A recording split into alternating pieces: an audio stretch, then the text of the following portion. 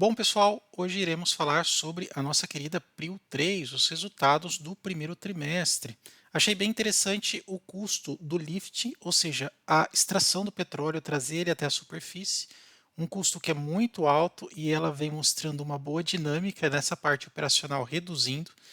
A produção vem aumentando, a dívida, que chegou a ser bem alta, quase 1,1 vezes o seu EBITDA, agora vem caindo para 0,6, o que é excelente, e colocando uma boa posição em caixa.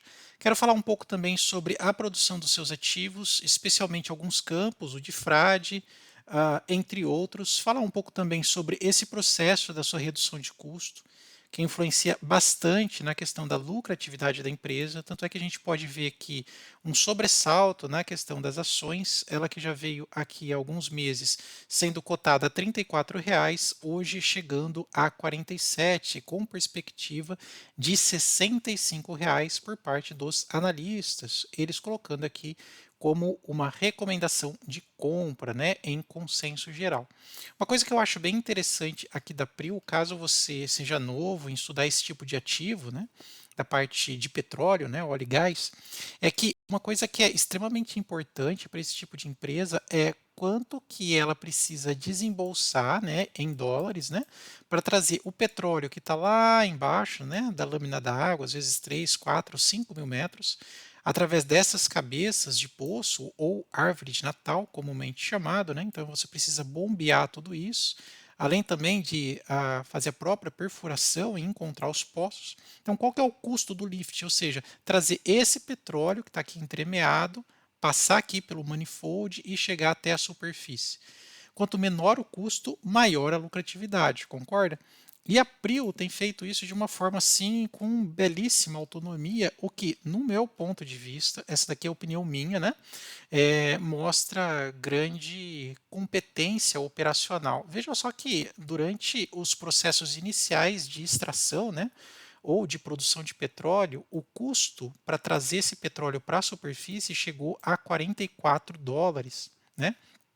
O barril Brent. Hoje ela consegue fazer essa operação a US$ 7,5 e a cotação do Brent hoje está por volta de 82, US$ 84. Então eles conseguem fazer esse lift, ou seja, extrair petróleo a um custo de 7,50 e recebem pela venda na cotação do Brent 82, 83, US$ 84, né? Então você vê que a margem realmente incrível. Tanto é que aqui ele coloca comparando o Brent versus o custo do lift. Veja que aqui, olha, você nunca teve um break-even, na verdade você tinha um custo um pouco mais acentuado contra um Brent precificado por volta de R$ 70, né, e um custo por volta de R$ 40, US$ 40, perdão. E aqui esse custo só vai diminuindo enquanto que o Brent só vai subindo, né? Haja visto também as tensões geopolíticas que mexem bastante aqui no valor do petróleo. Então, uma coisa que eu acho bem interessante é isso. Ele até fala no relatório, né? Olha, redução de 21% do lift cost no primeiro TRI, em comparação ao mesmo TRI do ano anterior, em um aumento de 9% com relação ao quarto TRI de 23. Então, além de tudo, ela vem reduzindo drasticamente, redução além de redução, melhorando além disso a lucratividade. Quando eu olho para os ativos aqui da PRIO, o que eu gosto bastante é como que ela consegue diversificar dentro dessa mesma cadeia aqui, né, de exploração. Então, por exemplo, quando a gente vê aqui o campo de frade 100%, a gente pode observar que comparativamente de primeiro TRI 23 para primeiro TRI 24, teve uma queda aqui, né, base anual de aproximadamente 3, 4%, ok? No campo de Alcabora, teve aqui um aumento de 70%. Então, balanceou muito bem aqui o seu ativo. No campo, no cluster de polvo, menos 34, ok? E o total aqui subiu 4%. Aqui ele pega um acumulado geral, né, tanto dos offshore quanto produção, total, né, dá 21% de queda. Mas isso até que foi compensado em função da redução da extração que a gente mencionou. Se você quiser que eu explique um pouco mais como que essa dinâmica não só da exploração, produção, né, e o refino de petróleo, você coloca aí, a gente explora um pouco mais as ações comparadas, né, comparando, por exemplo, o Prio com uma outra empresa que eu separei aqui, né, a 3R Petróleo. E se você observar que a gente está falando aqui do custo do lift, né, que seria US$ 7,5, isso a Prio faz, veja só o custo da R3, perdão, da 3R Petróleo.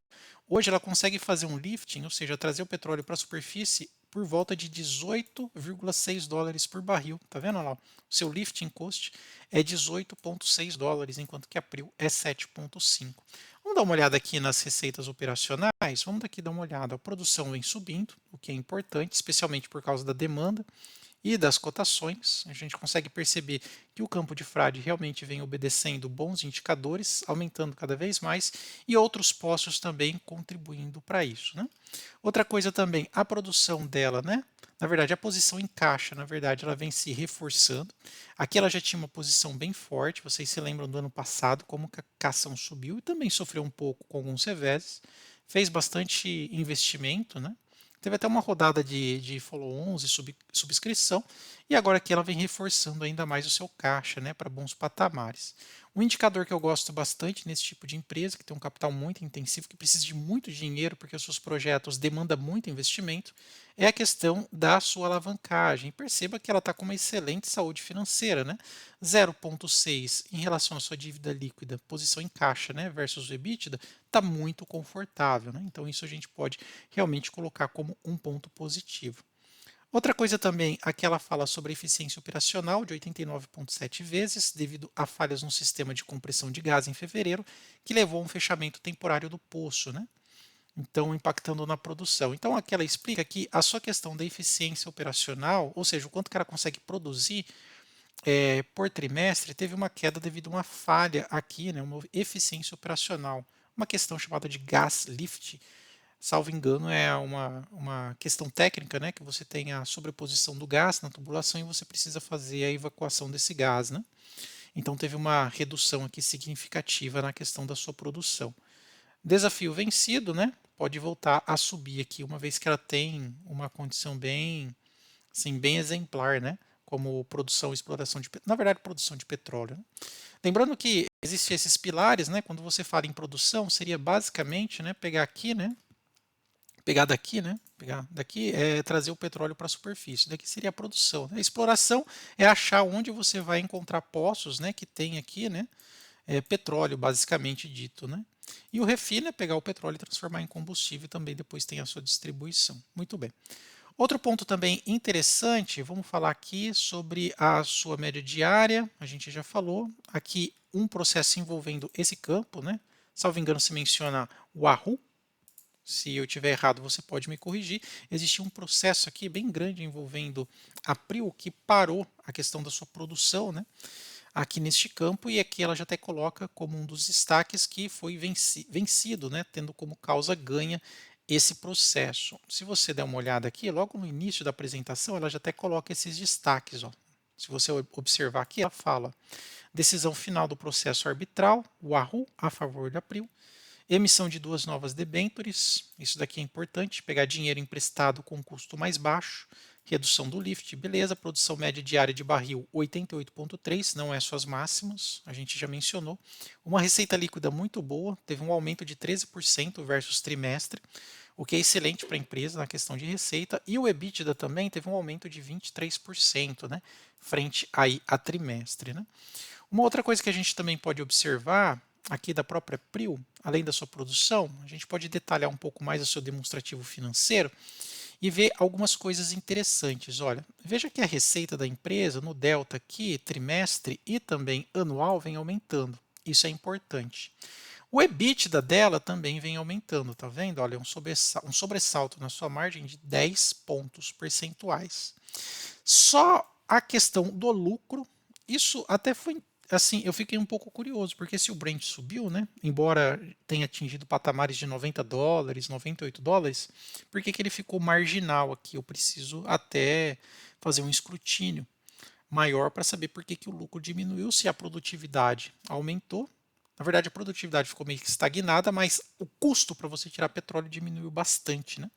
Vamos dar uma olhada no porquê isso daqui aconteceu. Ficou aqui com prejuízo, né? Menos 2 a 3%, né? Então, vamos ver como que isso funciona. Na verdade, quando a gente olha aqui, em 23 teve um lucro, né, de 221 milhões e em 24 217. Caiu um pouquinho aqui, né? Eu acho que a Acho não, na verdade foi por conta aqui, olha, do Brent, né? Olha, se você pegar no quarto trimestre ou no primeiro, né, de 22, 23, o Brent, né, ele estava em patamares um pouco mais alto.